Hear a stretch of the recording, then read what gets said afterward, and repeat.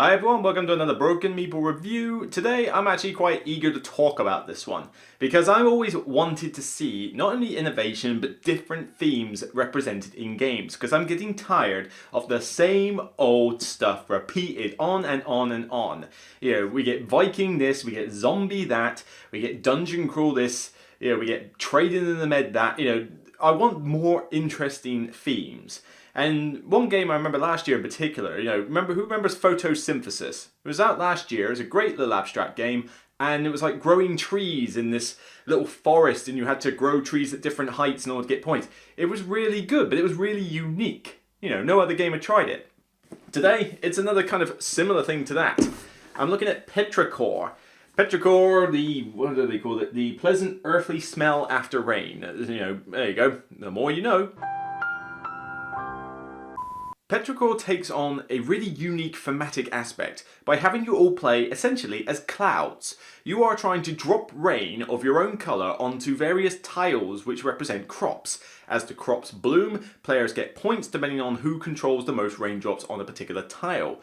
And the idea is that it's a communal set of tiles, but each player will have clouds that, you know, can be controlled by players depending on the majority, and you have these little glass beads that you put inside the clouds, and by playing action cards each round, you move these clouds across the map, you put more raindrops in, you turn them into thunderclouds, you drop all the raindrops onto particular tiles, and effectively you are positioning yourself over these tiles in such a way that you're going to land your raindrops where you want them and score points. That's half the game. The other half represents a voting board, where as you're playing these action cards, not only are you triggering off special effects based on the type of weather on the card, so say frost, sun, wind for example, you are also placing counters on this little voting board where it's dependent on which cards you play. At the end of a round, the two sort of weather effects with the most voting tokens on them trigger off, and then even more effects start happening, but on a more sort of global scale. Whereas the cards individually were just you yourself doing them, these ones more affect pretty much everybody on the table.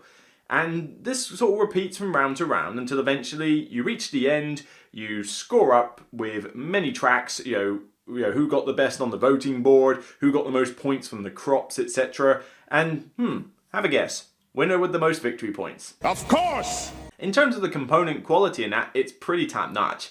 You know, I like the box with this whole sort of sleek white nature, as well as this cool teardrop in the middle. But the components themselves are really solid. I mean, you've got different coloured glass beads for the raindrops. They feel good. They're nice and big. They're not titchy and tiny. I wish maybe the same sort of thing or something similar was used for the voting tokens. They are literally just little like wooden discs and very tiny ones at that. I wish that could have been something different because they get a little bit unwieldy, but yeah, it's a minor little nitpick.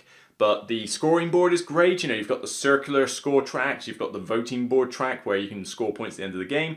And it's cool that you can see these little weather effects dotted all over the board. You think that there's one in particular, it looks like earth leaves and a bit of dirt, you know, like what you see in autumn, for example. And the amount of times I've seen people think that I've spilt something on my board because that little touch is there. It's a nice little touch. It's a nice little design perk.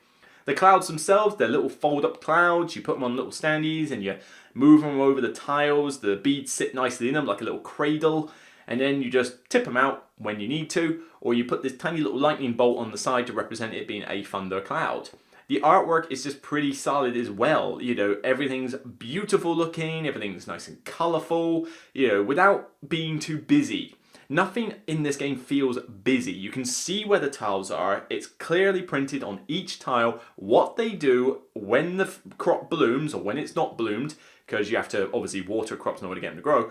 But it's clear. The graphic design is very good. You can look at a tile and instinctively think, oh yeah, if I'm there, I get that many points, second gets that many points, and if I'm there, depending on how many players you've got, there's that many points. It's fairly intuitive and fairly self-explanatory. There's only so much explaining you have to do, and that is a good point. On top of these components, you know, the rulebook itself is pretty decent as well. Fairly big size, everything is laid out nice and clearly. I didn't have any trouble learning it from this rulebook. You've got a lot of picture diagrams. It's pretty colourful, pretty easily, pretty well laid out. I was happy with it. I was afraid that the rulebook was going to be a little bit unclear when I saw it this big, but no, it's mostly pictures. There's certainly, this isn't what I would call a pick up and play game, but you should be able to be done and dusted within a short space of time when you're learning the game from scratch. The game itself is actually relatively easy to grasp. I may not be explaining it that well, but the rules to this are not particularly complex. You essentially play cards from your hand to trigger actions. And whether you play one card or play two cards in order to, because you've got to play them in suits, or try and play 3 cards in order to do multiple things on a turn is up to you. But predominantly it's just play these different suited cards. There's no text on the cards as such, it's just the symbols. And then as well as doing that, these cards also place the tokens on the voting board. So as you're playing each one, you have to kind of figure out, right, I need to do this on this board, but it's also going to affect that. Is that what I want? Or shall I play this card just so I can have what I need on the voting board, even though it doesn't help me here, and vice versa? So there's definitely a lot of hand card management.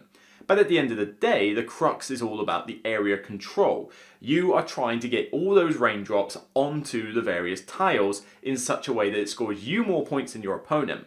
And certainly, if you don't like mean games, you might want to stay away from this one. This has a nice cutesy theme. It sounds very nice, doesn't it? Very earthy and pleasant. You're a little rain cloud, you're dropping little raindrops everywhere. Yeah, believe me, you can get angry in this game. I've seen it happen. It's not that sometimes you're not necessarily deliberately doing it, although sometimes you are. But bearing in mind, all of you are fighting over these tiles. You're all trying to get your raindrops around. And as you move clouds together, they merge into thunderclouds and all the raindrops sort of combine together and people can move your clouds around. You don't have always have full control over your own cloud.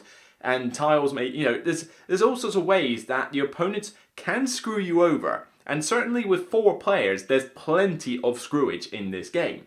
Personally, I think the sweet spot's more with 3 players. It certainly makes a very good 2-player, but even 4-player is actually good fun. Just know that the more players means the more mean it is. But that's not to say that 2 players isn't particularly mean either. So you better be comfortable with a little element of take that before you step into Petrichor. The book says 20 minutes a player. Now, yeah, that's not too bad actually. That's fairly accurate. A 4-player game should at most last you about an hour and a half. And depending on AP players, and I will say this with a caveat, AP players probably should stay away from this as well, because I have had times where somebody will be staring at those tiles for ages thinking, if I play this, I can do this and do that, and they will freeze up. There shouldn't be any reason really. There's only so many cards in your hand. You don't have this gigantic hand size, and you can only do so much. So you shouldn't be able to try and plan too far ahead, even though you do have to kind of set yourself up in places. But yeah, AP players can slow it down a little bit, but generally a 4-player game shouldn't last more than 90 minutes, and that's about right. Any longer than that and I'd be saying, yeah, this outstays its welcome. And I suppose even 90 minutes, it's reaching that borderline. It kind of depends on how quick the turns have been during that time. But 2 or 3 players, you can get this done in about an hour, hour and a quarter tops.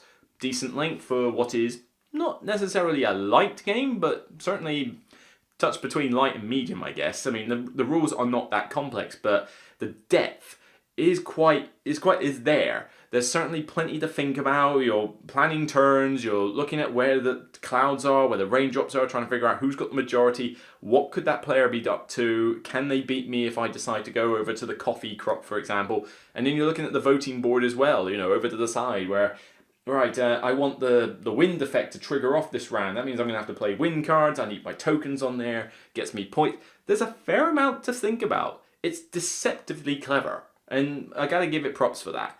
Granted, I mean, it's not a brain burner as such, and there are 1 or 2 slightly unintuitive matters, like the dice in the middle of the voting board that you kind of, if you want to score a random point, you just turn it to a different face, and when they get to harvest faces, the round ends. That's kind of weird, and having just that little point is a bit odd. odd. But, you know, minor nitpicks. It's just, like I say, it's a design choice, and it does mean that the round doesn't necessarily finish when you think it will, because the players have the choice over what to do with the dice. So, you know, eventually the round will end, but not necessarily after, say, 4 turns, or 6 turns, or 8 turns. It's not fixed.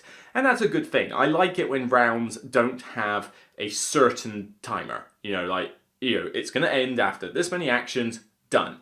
It's all well and good, but I like it when it's more varied than that. And finally, the game does also provide a solo mode. This is effectively a deck of cards that determines certain abilities and things that go off. But you're effectively, you know, you're there with the tiles and the clouds, and you're trying to get the most points that you can by doing what essentially you do in a multiplayer game. Except that that little deck of cards can throw a little spanner in the works, as they call it, the sudden wins. It's a neat little solo mode, doesn't take particularly long. You know, I've played better solo modes, but this one is still pretty good. You know, if you want to learn the rules to this game, there are some changes between this and multiplayer, but you should be able to at least get the gist. Failing that, it doesn't take that long to play the solo game, probably about less than 30 minutes, I would say. So if you want something that looks pretty, but maybe is a little bit more involved on the brain, but doesn't take too long, then certainly worth a try as well. And then finally, just to mention quickly, you can also get this Petrichor Flowers expansion, which is effectively a little mini expansion for the game. All the contents from this fit inside here, so I will no longer need this when I'm done with this video. But, you know, essentially it is mini. You know, there's not a lot to it, it's fairly cheap to get, and to be honest, I'm surprised it wasn't in the base game to begin with, but, you know, I digress. And essentially all this adds is, for starters, adds the ability to have a 5th player. Yeah, chuck that out the window immediately. Ain't nobody got time for that. Seriously, I do not want 5th players in this. The game is long enough with 4. 5 just extends it. Don't want 5 players. No, no, no, no, no. However, thankfully that's a small part. It's nice to have another player color, I guess, that's about it. If you like white beads, then there you go, you can get this. The main things that this one does add though, apart from that little 5th player thing, is having 3 new flower tiles, which are essentially like crops, but they're a bit more complex than the ones in the base game. I don't recommend using them to start off teaching players. I say you just use the base game ones to begin with. But then you can just mix them with, you know, mix them in there, and it works pretty well, which is chops and changes the game a little bit from time to time. The 2 main things that I really do like from this mini expansion though, firstly, player powers. Each player can now have a player power that makes them different from everybody else. It gives them a perk at certain times when certain cards are played. That, yeah, throw that into every game. You know, otherwise you are exactly the same, and that's a little bit dull. You want to have some differentiation, some little perk. They seem fairly well balanced, but, you know, I haven't had enough games to really comment on the statistics of the balance.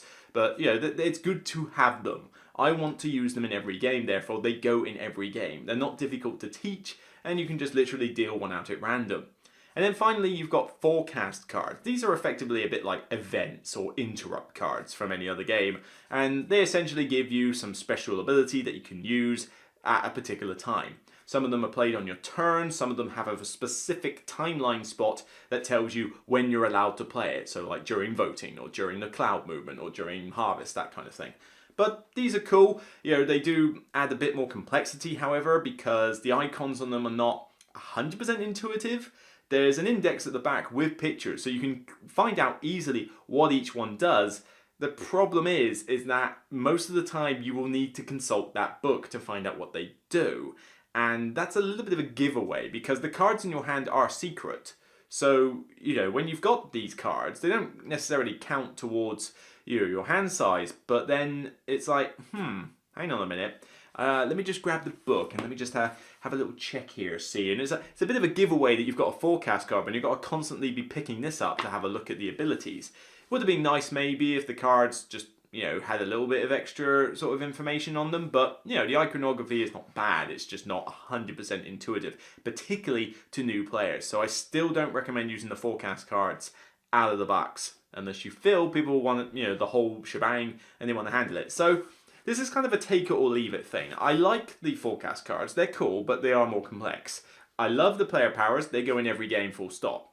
And the flower tiles, mix and match, they're not too bad. I mean, there's only 3 of them, so even if they are a bit more complex, it doesn't take much to explain each one, so you could throw them into every game as well. So this is very much a, if you feel like you want it, then get it. But it's cheap enough and everything fits in here. The insert is designed to hold everything, even although I might recommend you keep the punch boards or something, just to layer on the top, just to ensure that everything stays in there, particularly when you store it vertically like I do. So Petrichor overall is a decent area control game. Fairly mean, doesn't outstay its welcome, but reaches that little top spot with 4 players, adds enough variety to keep it fresh from time to time. It's going to need more than just 3 more tiles and some player powers in order to keep it going for, say, the long term. But, the map is different each game in terms of its layout, and, different players will play in different fashions. So there's multiple ways you can play, focus on the clouds, focus on the voting board, a bit of everything. And it's just generally a good fun game with a very unique theme. It's not one that I'm going to pull out like all the time. Certainly I think it suits more with 2 or 3 players. So that's kind of like the player count I want to play it with. 4 players is fine, but just that essence a little bit too mean for my liking. But all in all, I think Petrichor is a solid game. Probably, personally, about a 7 for me. It's still one that I'd like to hang on to though, because I like games with unique themes, and I think this will appeal to a lot of people when I show them the game. Definitely not gateway level. Somewhere in the the light medium, I'd say more medium weight for this one. And it's just a solid game all round. Nothing spectacular, but I can't really think of anything particularly bad about it either. It does what it wants to do, and does it pretty well. So that's Petrichor. I'll see you on the next review, where I'll talk about Empires of the Void 2. Hope you look forward to that one. See you next time. If you like what you see, subscribe to the channel, find me on Facebook and Twitter. Check out my other content like top 10s and my playthroughs of board game apps. Until then, even if it's a rainy day, this is just only a game, so have fun. See you next time. Take care.